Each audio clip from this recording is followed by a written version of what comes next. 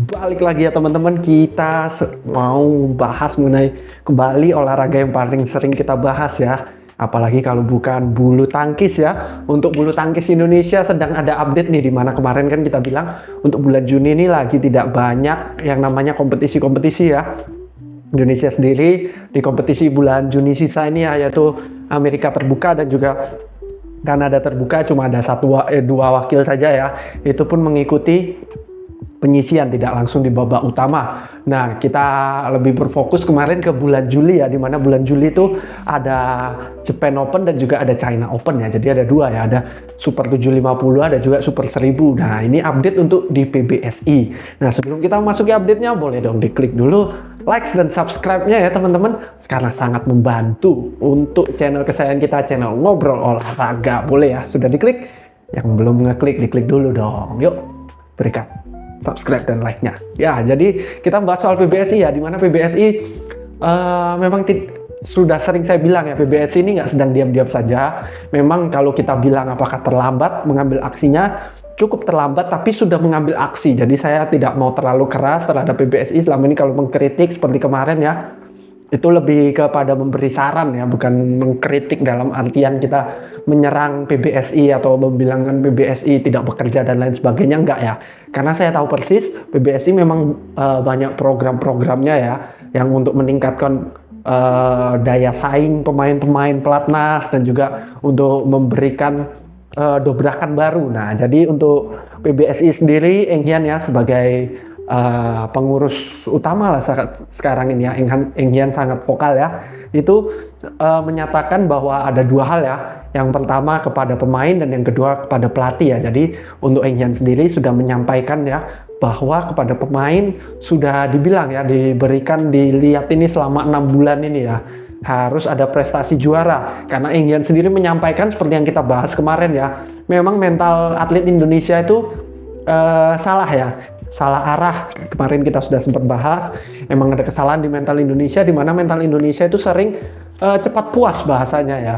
Makanya kalau kita lihat untuk Indonesia jarang ada atlet-atlet kelas dunia yang bisa bertahan lama ya. Mungkin salah satu yang kelas dunia bisa bertahan lama itu sangat jarang. Ada pun 1-2 aja ya, seperti mungkin Chris John, seperti Hendra Setiawan, itu tidak terlalu banyak. Kenapa? Karena kecenderungan orang Indonesia memang banyak atlet juga ya sering puas. Seperti ada juga salah satu pemain sepak bola asing di Indonesia ya, orang Brasil itu bilang kalau orang Indonesia ini cepat puas ya, udah dapat gaji bagus, udah dapat posisi yang bagus, gajinya lumayan, udah langsung males, tidak punya ambisi ya, ambisiusnya kurang. Nah, jadi Eng Hian sendiri menyampaikan hal yang serupa ya, di mana dikatakan pemain timnas ini cepat puas. Tujuannya ke ikut super ya, seperti misalnya ikut Jepang Open, Indonesia Open, China Open. Tujuannya memperbaiki ranking, mengejarnya ranking. Nah, ini problemnya ya. Mengejarnya itu bukan untuk menjadi juara satu. Kalau kita ketahui namanya atlet, kalau mau juara satu itu tidak mudah ya. Seperti contohnya, tidak usah sampai atlet yang kelas dunia ya. Kita sendiri yang sekolah mungkin ya, mau jadi juara satu di kelas itu tidak semudah itu ya. Kan kita harus punya ambisi, kita harus berusaha mengejar juara satu. Kalau seandainya kita cuma mikir ya udahlah, sekolah yang penting naik kelas. Kalau yang mikirnya gitu nggak mungkin bisa ranking 1. Seperti pemain-pemain Indonesia juga seperti itu ya. Mungkin itu juga dampaknya kenapa di 2025 ini susah banget juara 1. Karena mereka mikirnya ya yang penting naik peringkat lah, mengamankan peringkat. Saya misalnya peringkat 5. Ya udah, nanti kalau udah masuk perempat final kan udah nggak minus, poinnya udah plus, udah bisa naik mungkin. Yang penting rajin ikut ya kan. Nanti paling masuk semi udah positif lah, udah nambah poinnya ya kan. Yang dikejar bukan juara 1, sehingga susah untuk mendapatkan juara 1 akhirnya dampaknya. Itulah kita lihat di 2025 sangat jarang juara 1. Lalu yang kemudian lagi Eng Hian menyampaikan juga gimana kepada para pelatih sudah dikatakan ya, sudah dibuktikan juga, bahkan sebelum para pelatih yang baru-baru ini masuk sudah dibuktikan ya, dinyatakan kalau tidak ada prestasi, kalau jeblok terus, pelatih akan diganti ya, bisa diganti, bisa dipecat apabila tidak memberikan hasil yang memuaskan. Sudah dibuktikan dari pelatih-pelatih legendaris ya, seperti Harry Ipe dan juga pasangannya ya, naga yang sering disebut naga air dan naga api ya, keduanya sama-sama dipecat kemarin ya.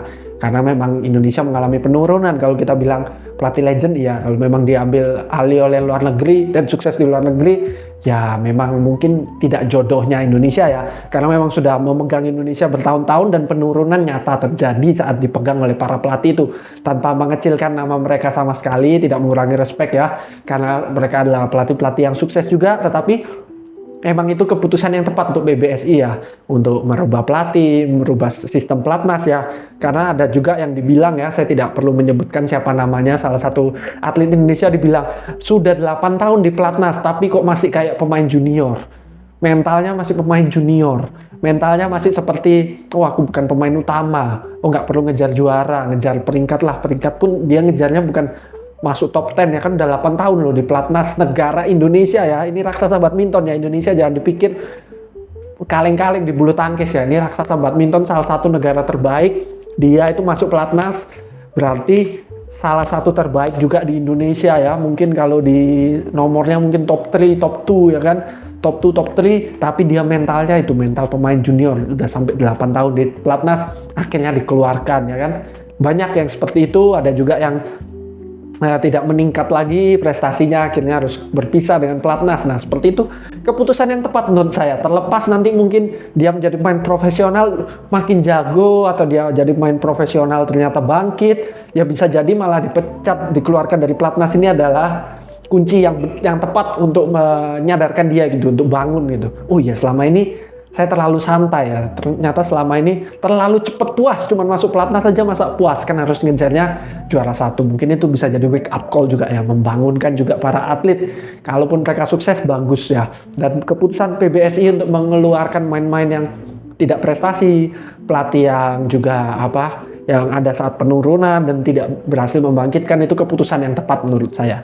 Terlepas dari selanjutnya mereka akan sangat sukses atau bahkan tim-tim asuhan mereka akan mengalahkan Indonesia, yaitu terlepas dari keputusan PBSI ini. Menurut saya ini sudah sangat bagus, sehingga ada rasa daya juang ya, ada daya juang. Jangan sampai masuk pelatnas terus puas, jadi pemain nomor 1 pelatnas Indonesia terus puas, terus nggak ngejar juara internasional, ambisinya hilang.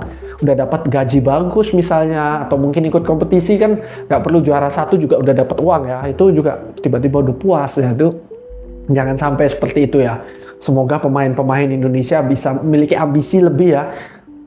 Betul-betul kalau atlet itu harus punya ambisi ya, nggak bisa atlet ya udahlah asal main aja lah, ya udahlah menang ya, namanya menang kalah ya nggak apa-apa. Kalau kita lihat atlet kelas dunia ya, seperti Muhammad Ali, Michael Jordan, Kobe Bryant, semua lah yang mentalnya ngeri-ngeri ya, Lindan juga, itu nggak ada istilahnya ya udahlah menang kalah ya nggak apa-apa, namanya pertandingan, ada menang ada kalah. Tidak ada mental yang seperti itu ya. Kalau mau jadi yang terbaik harus kejar, kalau kalah harus dievaluasi, harus betul-betul pingin menangnya, itu harus ada ambisinya, harus kuat kalau atlet. Nah jadi ini sekian update singkat dari kita ya untuk PBSI ya. Jadi PBSI udah mengultimatum untuk pemain pelatnas dan juga pelatih pelatnas yang tidak bisa memberikan hasil yang memuaskan bisa diganti sewaktu-waktu. Menurut saya ini sangat bagus. Kalau menurut teman-teman gimana, boleh dimasukkan di kolom komentar ya. Sekian update kita hari ini, sampai jumpa di video-video selanjutnya.